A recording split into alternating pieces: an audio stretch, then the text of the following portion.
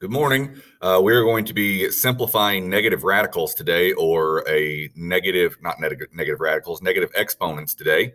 And yesterday you got answers that were negatives, and that's what we put into Khan Academy, and they were counted correctly. However, in math, a negative exponent is kind of the same thing as this fraction right here, 5/10, and that fraction would not be accepted on a test because it could be simplified.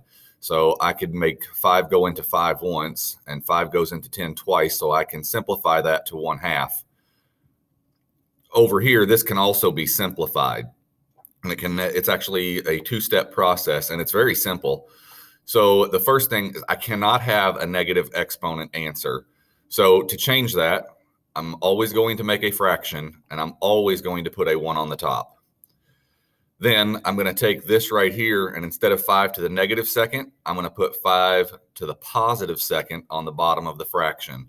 And that is all you have to do. Now, on a multiple choice test, that could be an answer.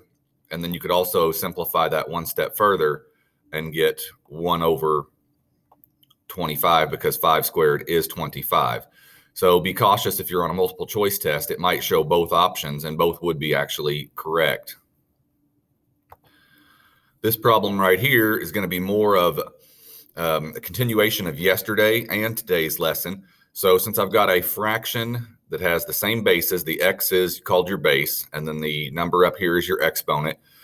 They have the same base, so I can subtract. Since this is a fraction, I would do 5 minus 8, and that would give me an answer of x to the negative third. Once again, we are not supposed to leave exponents as negative in our answers. It's a no-no in math. We can simplify that. And the way that we simplify that is the same as last time. We always do the same thing. We make a fraction. We put a 1 on the top every time. And then I take this right here, x to the negative third, and I put it on the bottom, except instead of negative 3, I put a positive 3.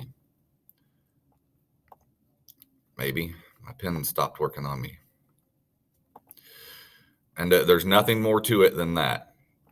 It's not any more complicated. There's no tricks or anything like that. Okay, let's try one more right here. We've got x to the negative 12th times x to the 4th. So if I added together, because I'm multiplying these, when you multiply exponents with the same base, you actually add the two exponents together. And negative 12 plus 4 equals negative 8. If you had 12 negatives and you had 4 positives, the 4 positives would cancel out 4 of the negatives and leave you with 8 negatives. So I get x to the negative 8th power, and I cannot have that negative exponent, so I need to fix that negative exponent. I'm going to do it the exact same way again. I'm going to make a fraction. I'm going to put a 1 on the top, and then I'm going to put x to the positive 8th, not the negative 8th, on the bottom. And that eliminates having a negative exponent.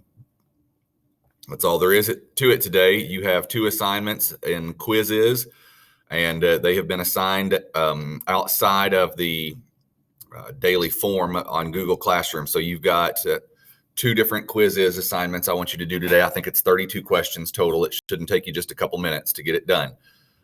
Shoot me an email, a screenshot if you have any questions, and I'll talk to you soon.